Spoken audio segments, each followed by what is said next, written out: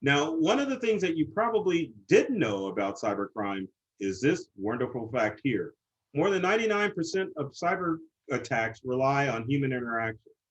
There we go. Now you can see it. So that basically means that all or most of the tech devices that you run for your business are probably safe for most of the data threats out there, of course, unless you're using old material.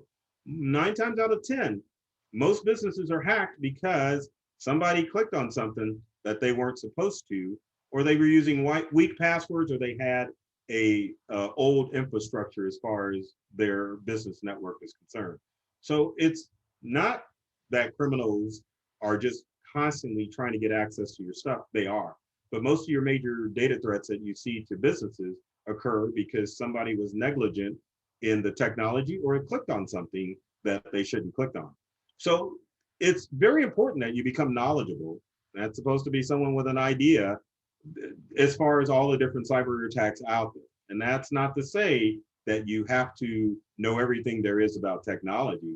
That just basically means that you need to get the education so that you can counteract the cyber threats as they occur. You know, it means educating your employees, and it makes sure, and also as a business owner, you need to be aware of some of the threats out there or have someone handling them, which leads us to tip number one. Yeah. Which So is, Burton, yes, you've set the stage really well about kind of explaining here are, and I think it's just the tip of the iceberg, really. Of here are some of the things that could impact business. So as small and medium-sized business owners may be logging into this call and trying to gain some experience, what are some steps that they can take today or in the near future to kind of better protect themselves from some of those threats that you've just gone over? that's a good question. And let's get started with it. All right, so tip number one would be to provide regular training for staff and team members. As I stated before, your business is probably going to be breached because of your employees. It's not necessarily going to be an outside threat unless you're using an old infrastructure. And the reason being is that most cyber attacks are socially engineered, which means that cyber criminals, and we're talking about large organizations because cybercrime has gone beyond the kids in the basement trying to see if they can hack into the Pentagon, or that movie War Games with oh gosh, I forget, Matthew Broderick. I was going to ask you if that was a Whopper reference. Right, It is, isn't it? Yes. So those days are gone. You're talking about large criminal organizations that set themselves up like regular businesses, and all their job to do is to trick you and to get access to your information. So they are constantly creating threats that employees will fall for. And the other thing that happens with a business is that employees and work or team members start to use your work email as their personal email. So it makes it easier for them to fall for schemes like an Amazon scheme or a shipping scheme, because they're looking for that package to be delivered and they're using your company email to sign up for those accounts. And there's other personal interactions that may occur with your company email that could lead them to click on a link that could disrupt your network. But the other thing, as far as social engineering is concerned, is the pop-ups that occur on an operating system for Windows or Macintosh computer. An employee may see a pop-up asking to download an update for something, and of course, rather than researching it and find out that they should, they'll just go ahead and click on the link, and then next thing you know, your office is infiltrated. So it's important that you take steps to make sure that you educate your staff and make sure that they know what to click on and what not to click on. And some of the cyber attacks that you should be concerned about that your employees need to be aware about is malware. And of course, phishing, and phishing should really be switched in that list, because phishing obviously is the number one way that ransomware attacks and other attacks occur on the network. But number three would be password attacks. That means making sure that your staff is not utilizing weak passwords or giving out company passwords out.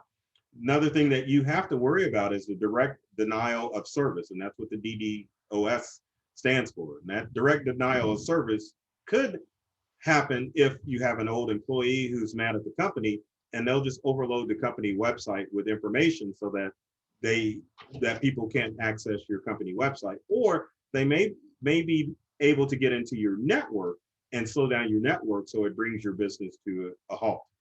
Man in the middle is more, again, cyber or a technology knowledgeable employee who's able to get between your server and your employees or your customers, and they can control everything that's going on in your network. Drive-by download, again, these are downloads where employees go to a website and it just automatically downloads on something. And malvertising, those pop-up ads that you see, that's malvertising. You see an ad, you click on it, next thing you know, your network is infiltrated. And then finally, rogue software. Sometimes employees will download software that they think is cute onto the company computer, such as screensavers. So you need to make sure that they have knowledge about that so that they will not fall for those cyber threats. So moving on, number 2 is to create a mobile device plan of action. And in this day of the pandemic, it's very important that you create a plan of action for your mobile devices. Some companies allow a BYOD policy, which means that they allow employees to bring their own devices. Some companies provide their own devices just to minimize the threats that can occur. Because the challenge when you're dealing with a BYOD or bring your own device policy is that people will do whatever they want to on your device. And just to clarify, when I'm talking about mobile devices, I'm talking about phones, tablets, and of course, laptops too. So keep that in mind when you're thinking about what you want to do about your mobile device policy for your employees.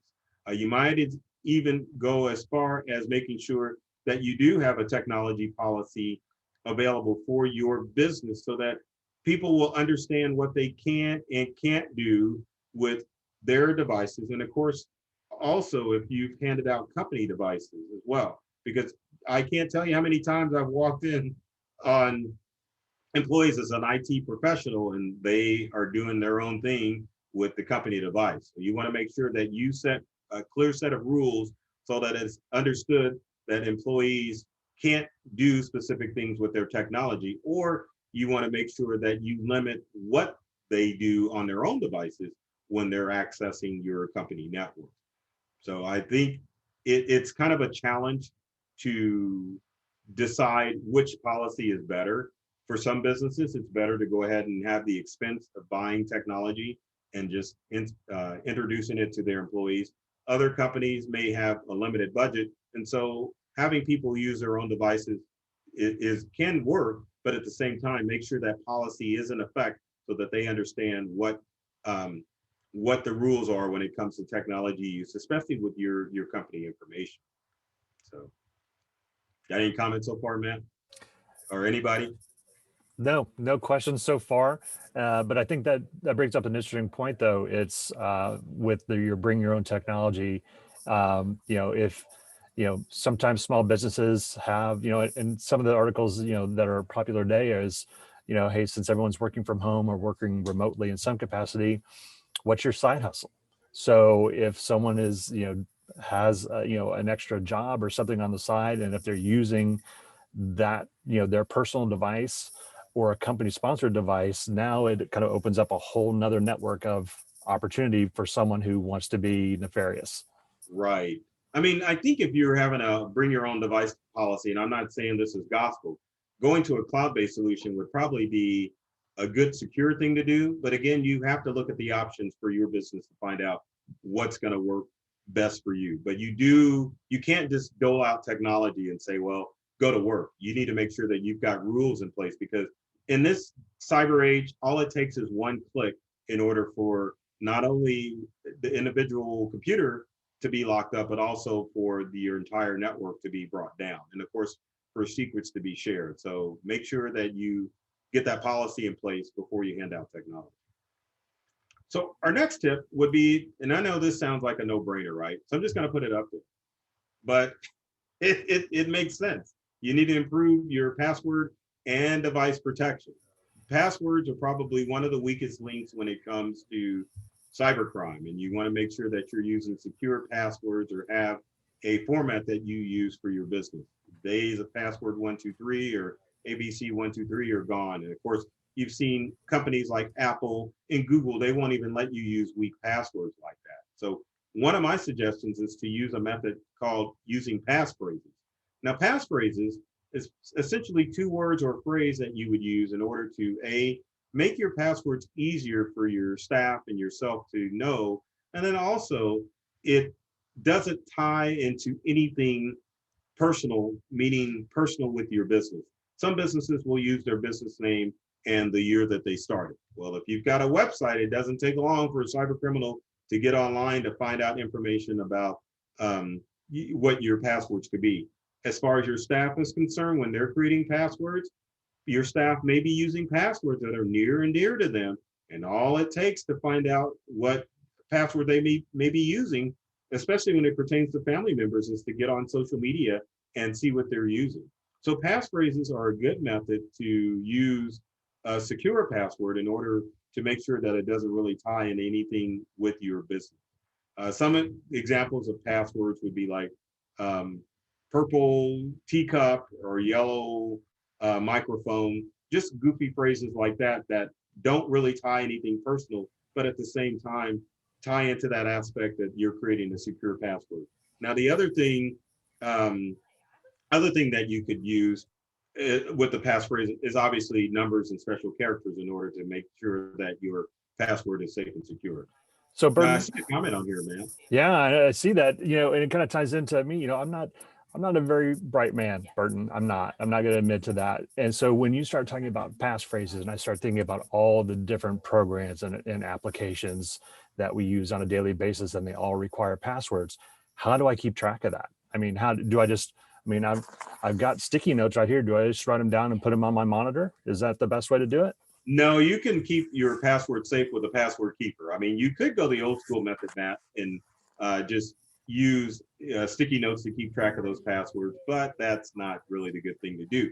So you could use a program like LastPass, which you can buy company-wide, that will keep track of all of those pesky passwords for all of those online accounts. And the good thing about password keepers like LastPass is that they will generate a nice and secure password for you. So you definitely might want to use, or I should say you should use in a corporate environment, a password generating feature that is going to create secure passwords for all of those online accounts that you may have yourself and your staff log into. Yeah, and that ties into the comment that someone had mentioned. They use a different platform, RoboForm is what they mentioned. But I think it kind of goes back to kind of what you were saying is, identify your own requirements and, find a service or a vehicle that works best for you. Right. The other thing that is important as far as cybercrime is to use two-step authentication on all of your web-based accounts. So if someone from the company logs in, then they will get an authenticator or have to put an authenticator in order to get access to online accounts.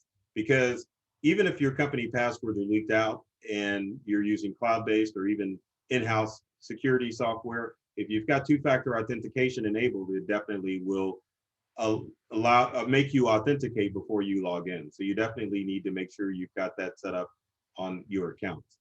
Now, something else that I need to hit up on is encrypted email. Now, there's a ton of programs that have encrypted email, like Apple Mail or Outlook has encrypted email, but do your research and always find out which is going to work best for your corporation. Encryption is important with email, especially the way that we use email. Most people use email as their own personal filing cabinet, which is not a problem, but at the same time, you definitely want to make sure that if you are sending an email out, you want to make sure that that email is encrypted, especially if you're sharing sensitive information over company email. One other thing I want to caution as far as email too is to make sure that you take out any company or any information that could be used against you out of your email, especially if you're using cloud-based email, because cloud-based email can be accessed from anybody in the world. So all it takes is for someone to log into that corporate email, find out important information, and then they can exploit you with that information. So make sure that you clean out your email of sensitive data on a regular basis to make sure that that criminals don't have access to company secrets. So as far as encryption, we want to talk about device encryption too.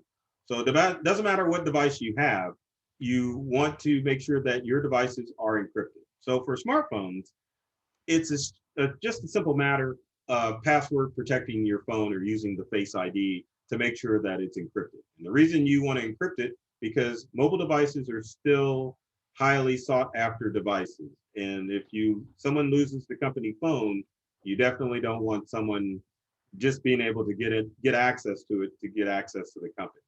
So for computers, there's two utilities that you can use to encrypt the data on your computer. And to take a step back, if you're not familiar with what encryption is, think of it as that 5,000 piece puzzle that your relatives kind of want you to do over the holidays. It just basically, think of it in the box. So when your data is encrypted, it's like you looking at that 5,000 piece puzzle going, man, I really don't want to put that together. But that's how cyber criminals are going to see that too. So you definitely want to make sure that your devices are encrypted. So again, smartphones, doesn't matter if you have Android or Apple, that you put a password on it, it will automatically encrypt it. For computers, you have to take an extra step. So if you're a Windows user, you probably should be using Windows 10 Professional, because that's the only version of Windows that has Bitlocker. And if you have a business, that's what you should be using as Professional. But Bitlocker is an encryption program that's built into Windows 10 that will quickly allow you to encrypt your laptop or even your desktop computers to make sure that if they're stolen, then all criminals are going to get is the information on the devices, not the information on the devices. They get the devices. It'd be bad if they got the information on it. But if they got the device, then you just have to buy new computers. But if they get the device with the information on it, you're going to be in a world of hurt, because you're going to have to be that company that says, hey, we were negligent and we were breached, and we're sorry your information's out there. We'll pay for a year of LifeLock or whatever to protect you. But that ain't going to fly. So if you're a business, I don't care what type of business, you really should get into the act of encrypting your computers and upgrading them to Windows 10 Professional so that you can encrypt them with BitLocker. Now with Macintosh users, it doesn't matter which version of macOS you're using, you can use File Vault. And again, both Windows encryption and File Vault for the Mac are really easy to enable.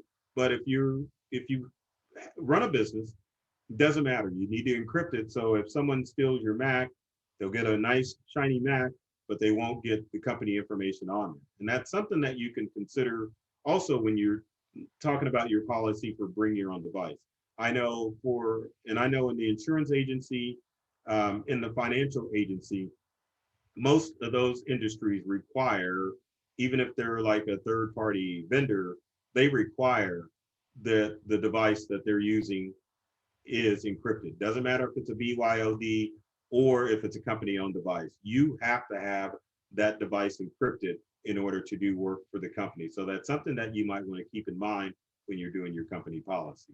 Now, as far as cybersecurity for your website, you need to enable the CAPTCHA on your website if someone wants to email or contact you about more information for your company. One of the big data leaks that can occur with data scraping or just people trying to get access to important people in your organization is listing all of the corporate emails on the website. That is a big no-no. You can list employees, but you definitely don't want to use email, because that can be a gateway to what is called spear phishing, where a cyber criminal will get all of the email information from a specific company, and then they'll just send out a spam email out or a mass email out asking for important company information. And don't think that it can't happen, because I don't know if many of you remember that Twitter hack from last year where somebody was able to take over Biden's and Obama's and a few other even Bill Gates, high profile accounts on Twitter asking for money. That data breach occurred because someone pretended that they were from Twitter and called an employee who was working remotely and said, hey, I forgot access to get into the system. What do you have? And so they gave them access to it. So always keep that in mind and make sure that you're using a CAPTCHA on your website to keep criminals from knowing important company information. And if you don't know how to do a CAPTCHA, get a web designer to do it for you. So also working remotely, Wi-Fi is still a problem. Your best bet, if you have staff working remotely is not to go to the local coffee shop to use their Wi-Fi. One of the things that you want to do is to use a mobile hotspot in order to access company websites or company networks. Hotspots can be either used by a phone, by your cellular provider, or you can use an individual device, which I just showed, in order to get access to the internet or the company website. Why? Hotspots offer a one or a two-way connection between the hotspot and your mobile provider. If someone wanted to hack a hotspot, they would have to get to your mobile provider in order to get access to data. So wirelessly, a hotspot with a mobile hotspot is probably the most secure way to get access to your stuff. Now, I will say this, if you have staff and you don't want to give out a hotspot, make sure that they're logging on with a VPN or virtual private network to make sure that they are not exposing their device or other devices to cyber criminals, especially if they're working on public Wi-Fi. See, I see a question up there. Did you see that one? Can I answer it? You did. That was very timely. Someone inquired about VPN if going to a coffee shop or someone else, and it just happened to be your next slide. I'd like to say we planned that, but Right. it's really good timing on our attendees. So thank you very much. Right, exactly. Some of the other threats you have to watch out for is protecting devices is free email. And for the love of God, I hope your company is not using free email. Please tell me you're not using any of those free email services out there. Now, if you're using Google Workplace, that's good. Google Workplace is paid, and so it doesn't put you at risk. But all of these free email accounts, especially for a business, it screams out, hack me, so that it just puts you in line with more of the cyber threats out there. You've got your own domain, you definitely will cut down on spam and you cut down on cyber threats. But with free email, the challenge with it is that it puts you more at risk for a lot of the phishing schemes that are out there. So make sure that you're not using a free email service, that you get a domain for your business. So Burton, I didn't see MySpace on there, so I'm still good to use that, right? Yeah, Matt, you can use MySpace. Great. That's Perfect. not a problem. One of the other things I want to point out too, and one's actually sitting next to me, but it's muted. Those Zoom calls or any sensitive company information, you probably don't want to do it around your Google Home or your Alexa devices. Yes, these devices are listening. So if you have sensitive data that you want to share on Zoom calls, make sure that you mute it or either unplug it, so that way you don't risk that those devices are leaking your information out there. Because there's ways to turn it off, but if you're a company and you've got remote employees, then it's kind of hard to make sure that happens. So you want to tell your staff that they don't want to work around a device, or at least mute it so it's not leaking company secrets out there. So now here's this is not a myth or fact, but I'm going to share this slide anyway, because it kind of gets the conversation going. So what do you think the best antivirus software is out there? And I know there's going to be a lot of people commenting on this. And this is kind of fun. And this is probably going to start a big argument too, because my answer is kind of like controversial. Yeah, well, Burton, I said earlier, I have a Mac. I don't have to worry about any of that. And, that's it's just not an issue. Oh, that's too funny. I love it. So someone said Nord, someone said one that works. That's hilarious. So we're going to start with what you just said, Matt, which is if you've got a Mac, you don't need antivirus software because it's built in. Now the program's called XProtect. So it doesn't have like a cutesy interface where you can kind of see how many threats that it stopped and all this other stuff. It just does its job, and it's just no nonsense. It just works. Now the big controversy here is the big Windows one. So if you have a Windows computer, guess what? You've already got antivirus built in too with Windows Defender. The Windows Defender works great. It's even got ransomware protection on it. It used to suck.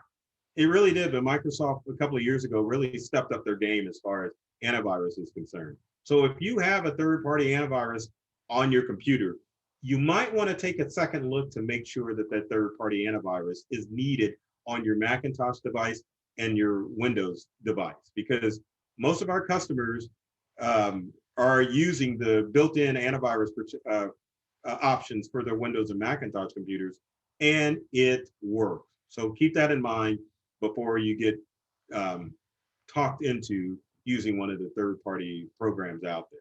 So I like how you said that, Matt, where you're like, well, I got a Mac, I don't have to worry about it. And I'm like, well, you kind of got a point, you know, you really do. A little bit. I think originally people thought that all of everything that we've been talking about, Macs were impervious to, and it was just because it was a Mac. But I think that, to your point, as well as some of these threats have increased, so has the technology, and so some of these things are just being built in because why wouldn't you? Right, exactly. And I think that's good for Windows and Apple to make sure they're stepping up their game to make sure that we're protected from all the threats out there. And I will bring up one other point as far as smart devices. The only way you're going to get any infection on your smart device is if you download a bogus app from the App Store. Now, if you're an Apple iPhone user like I am, I don't have to worry about that because Apple does an excellent job monitoring the App Store to make sure that no apps get on there. Android, it's a little bit wild, wild west. So if you're an Android user, always look at the reviews for an app before you download it, because if someone gets infected from an app, you're guaranteed that they're going to leave a review saying, don't download this because it's got a virus on it. So guess what time it is? It's myth or fact time. And this one is, Matt and I talked about earlier. And this one is, let's say you've got an older computer that's running at a snail's pace. Is it time to just get a new computer? Or are there options to, well, let's say the myth of fact is it, if your computer's old and slow, you need to just get a new one. Myth or fact? Let's just throw it out there like that. So anyone care to comment? I like how you brought me into this conversation. Yes, pre-event, I was confiding in Burton that my personal machine is rather old, and we were actually having this conversation. You didn't tell me that this was part of your presentation today, that you snuck this in. Good job. So that is a myth. And then I see a question about iPads. So the myth is that we were talking about Matt's older, slower computer. And one of the best options you can do if you have a computer is to upgrade your computer's hard drive to a solid state hard drive. Older computers have hard drives that have moving parts, and that's your storage. But with solid state drives, there are no moving parts. So the computer runs like a brand new computer if you install a solid state hard drive in it. And that's what you should look at as far as your options are concerned. Whether you own a Macintosh computer or a Windows computer, a solid state hard drive is a good option to upgrade that older, slower computer and make it run like new again. So I see a question that says, do iPads have the same built-in antivirus? And yes, well, there's no antivirus in iPhones or iPad. I had one laying around here somewhere, but it's all about the apps. So as long as you're playing the rules as far as making sure you're checking the apps that you download onto your iPad, you're going to be good to go. So number 4 is set up automatic backups, because especially with ransomware, that is the best thing that you can do to make sure that you don't have to pay the ransom is backup. And there's many options for backup for businesses, and it doesn't matter which device you have. If you've got a laptop, an iPad, or Android tablet, or even a phone, you got to have backups, because if that device gets infected or destroyed, you got to be able to restore from backup.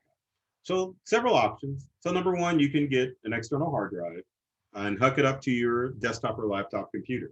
Now, you laptop users, I know you're not going to hook up that external hard drive, so you can look at this, but don't don't choose this option, because it ain't going to work for you. If you have a desktop, then it will work for you because your desktop's moving anywhere. But I don't know anybody who has a laptop that's like, golly, I'm going to plug in my external hard drive when I take my laptop out to work on it. I feel like you're talking straight to me at this point, Burton. Okay, so what options do I have since we're getting there. Hold on, there's more.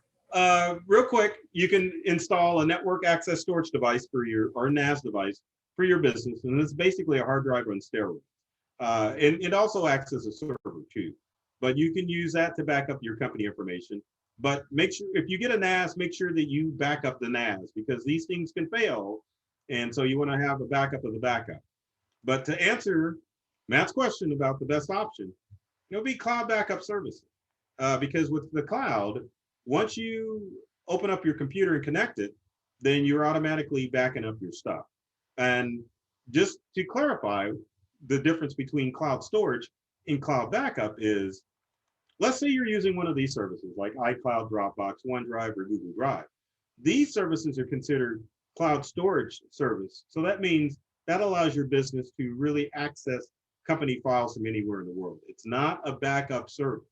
Because I mean, if your business gets hit with ransomware, guess what? It's going to the cloud and it's going to infect those files with Google Drive, Dropbox, all of that. Businesses need, at least for their laptop and desktop computers, need to go with services like Carbonite. I'm just going to name it two because do your research, figure out what's going to work out best for your company.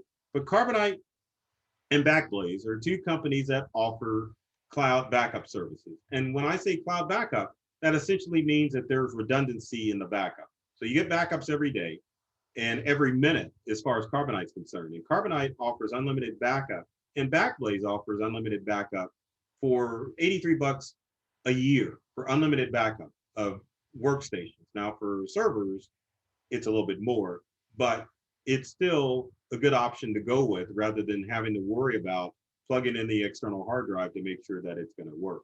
But the good thing about cloud backup services is that you have the redundancy so that if something catastrophic happens, like ransomware, you can call your cloud backup service and say, hey, we got hit with ransomware on this date, and they can go to the date before the ransomware attack occurred. Now with cloud storage services, you just don't get that type of service. So cloud backup is the way to go. But unfortunately for smartphones, the only cloud backup that you could do would be iCloud for your Apple phones and tablets, and of course Google Drive for your Android tablets and phones. So just keep that in mind. Now it's myth and fact time, or myth or fact. See if I got a good one here.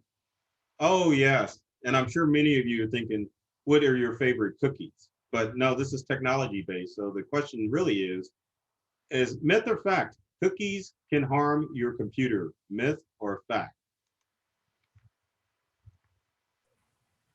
Now, if you put chocolate chip cookies in your computer, that ain't gonna help, but like regular computer cookies, can they harm your computer, myth or fact? Well, my old computer has the old CD drive with the flap that comes out, and that's not a cup holder. That's not where I, no.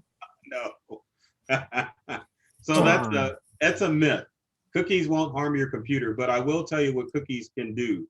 Cookies are used to track where you've been on the web, and companies like Facebook and other Google utilize your cookies. So they look at your browser cookies to see what sites you've been to, so that way they can do targeted ads for you or directed to you. So when you get on social media and you're like, man, these furniture ads are popping up and I was looking for a new couch, it's because of your cookies.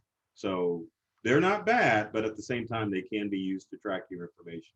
So it's not like a cyber criminal is going to get your cookies and figure out your passwords. They'll just know where you've been shopping. So tip number 5 is enable multi-factor authentication for network access. We talked about multi-authentication for individual devices, but you need to enable that for your network as well. So if someone logs into the company network, there's several ways. You can have an app that will allow them to authenticate. The app that we use to get into some sites uses Google Authenticator. You can also use a fob on network devices, or even your key print to get on to devices, or I should say fingerprint. Then finally, you can get these fobs and issue them to either your in-house staff or your remote work staff and have them generate random keys so that when they log in, they have to generate a key in order to get access to the company network. It's a good idea to do because you definitely want to make sure that it's harder for cyber criminals to get access to your corporate network. You don't want to make it too easy. So set up some type of two-factor authentication for devices and for your network as well. So tip number 6 would be conduct vulnerability tests on your networks on a regular basis. And that means that you need to have a corporation or someone in-house or out to make sure that there's no data leaks in your network, because technology changes so quickly. You want to make sure there's no leaks out there, and You need to have tests performed on a regular basis, whether it be the fake phishing email to make sure employees aren't falling for phishing schemes, or just having an IT professional come in and just check out your network to make sure everything's secure. Now, the challenge with IT guys is this. Sometimes you may get this guy, and I hope everyone remembers who this joker is. It's Nick Burns, the IT guy from the Saturday Night Live skit. He just never really talked to anybody and just did what he wanted to do. That's not the type of individual you want looking at your corporate network. And I know sometimes because of budget, you go to the IT guy who, maybe the friend of a friend or just knows how to turn a screwdriver. You want a trained professional who knows how to look at cybercrime and business networks to make sure that you're not vulnerable to any of the threats out there. I know it's tempting to get that free guy, but don't do it. You definitely don't want a part-timer working on your corporate network. And when you're looking for companies or IT professionals to take a look at your network, you want to make sure that they have the credentials to back it up. So make sure you ask for references. And of course, I won't necessarily say time in business is a factor, but you want to at least, if you're looking at an individual, see how long they've been in the IT industry. So that way you can have a good understanding that they know how to fix cyber security issues as opposed to knowing how to put together a gaming computer.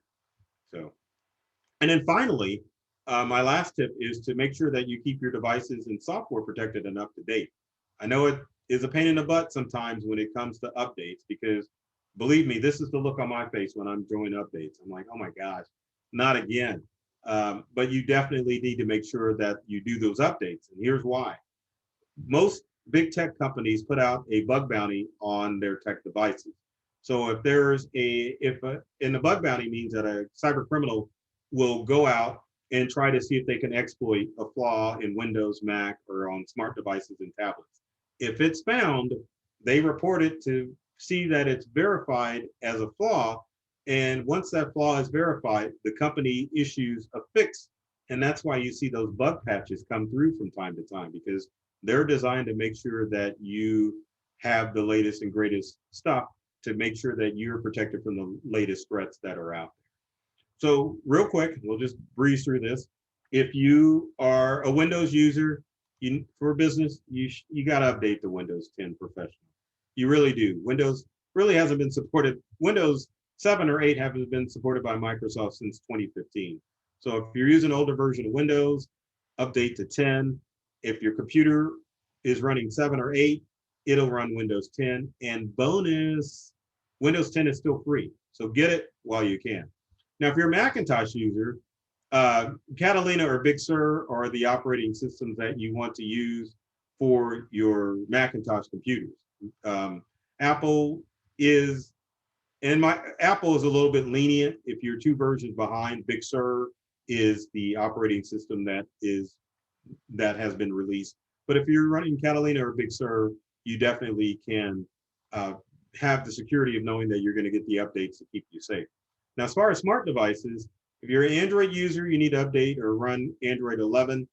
And if you're an Apple user, you need to download iOS 14 immediately, because obviously you get the latest and greatest updates as far as the things that are going to keep your devices safe and secure. I think we got another myth or fact question. So myth or fact, I think this is the last one. So let's make it a good one.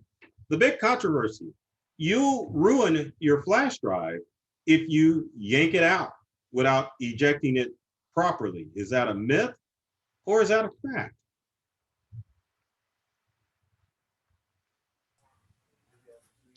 Gosh, we got a couple of myths.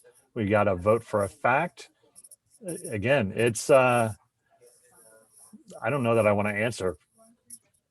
Just you better you better just hit me with some knowledge, Burton. Yeah, it's a myth.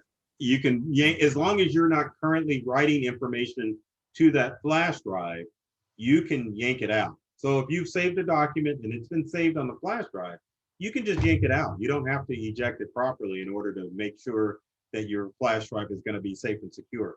Now, I will say this about flash drives. Flash drives are notorious for failing. So you only want to use flash drive as a temporary storage item. So if you're transporting information from one computer to the next, or if you're taking a trip out of town and doing a presentation and you want to plug it into the projection computer to do your presentation, or you're collaborating, that's the only reason you want to use flash drives. I've seen people too often use flash drives to back up or to store information only on the flash drive. And if you lose information on a flash drive, it is virtually impossible to retrieve that data.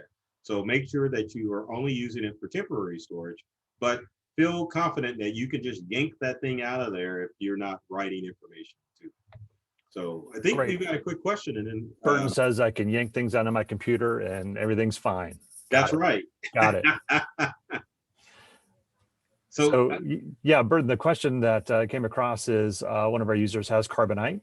What was the other cloud backup, and are they secure for PPI info?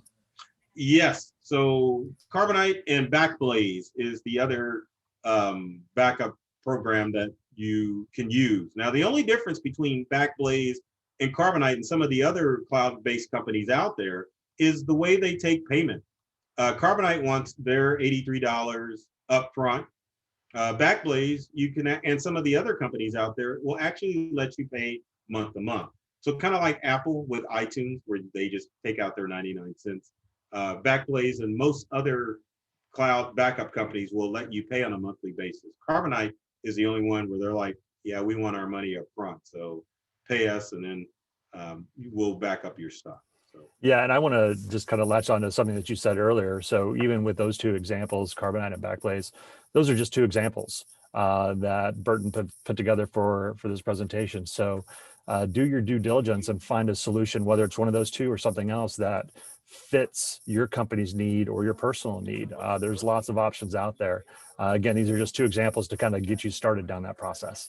Exactly. Yeah, I highly recommend it, because on some systems, Carbonite or Backblaze may not work properly. So always do your homework and make sure that you're getting the cloud backup solution that's going to work best for your corporation. But I did want to hit upon the difference between your cloud storage, which is like your OneDrives and your Dropboxes and stuff like that, and of course cloud backup, because most companies, you do want redundant backups, because you want to be able to go back in time if something catastrophic happens to your business.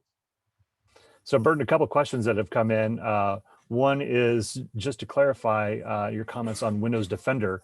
Is it just as good as third-party antivirus for business computers? I think, I know it's good as third-party vendors, because the trend that you want to look at are what some of the antivirus packages are doing. Like, for example, Norton bought LifeLock.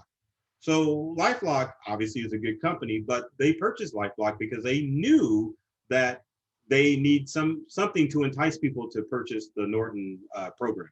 Also, Norton offers a cloud backup service as well as part of their Norton 360 package. So with them adding those tidbits in, kind of is the clue that, well, yeah, you could get by with Windows Defender and it's a robust program, but we want to entice you to buy our third-party package because we're offering these options as well. One other thing that I want to say that's included with Windows laptops or Windows computers and Windows and Apple computers is firewall. Both computers have firewall protection built into it. So another thing that third-party antivirus programs will throw in are firewall, but it's already built into your Windows and Macintosh computer. Super.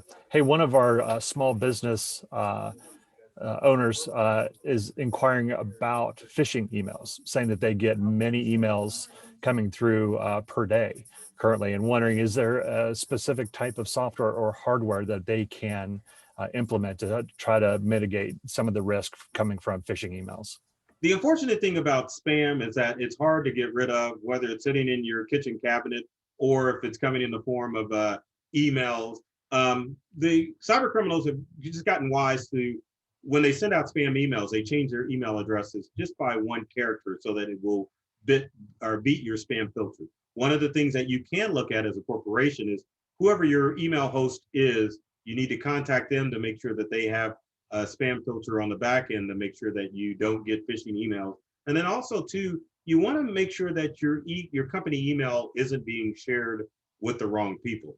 Look to see if employees are sending out carbon copy emails as opposed to blind carbon copy emails. And carbon copy basically exposes all the email on the list as opposed to blind carbon copy, where it keeps your emails safe and secure. So take a look, see what's going on with how your staff is using their emails, and then also contact your email provider to see if there's anything they can do to make things robust. I know GoDaddy, for example, have gotten in on the let's make sure you get less spam hustle.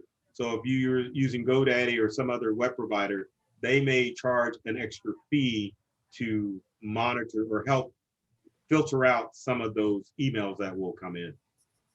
Awesome. Hey, I know that we're at time, but I've got one more question. It's kind of near and dear to my heart. So for smart devices, specifically Android, they believe that the manufacturer only provides updates for 3 years. And if using a device for 3.5 years or longer, am I gambling with security, or would a third-party security package get around this? You are gambling with security because there's really no robust third-party software for smartphones. I mean, yes, they make ESET for Android phones, and I think you've got McAfee for Android phones, but still, you're still kind of gambling with that. And truth be told, under most companies, your smartphone use, you're only probably getting 3 to 3.5 years tops out of your smartphone. Fair enough. Hey, I know we're at time, and I want to be respectful, Burton, not only of your time, but of our attendees. And I just want to say thank you, Burton, for your candor, for your conversational style.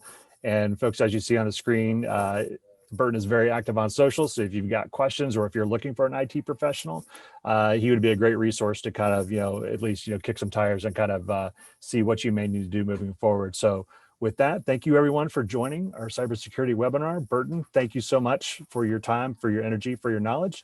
And thanks everyone. We'll see you next time.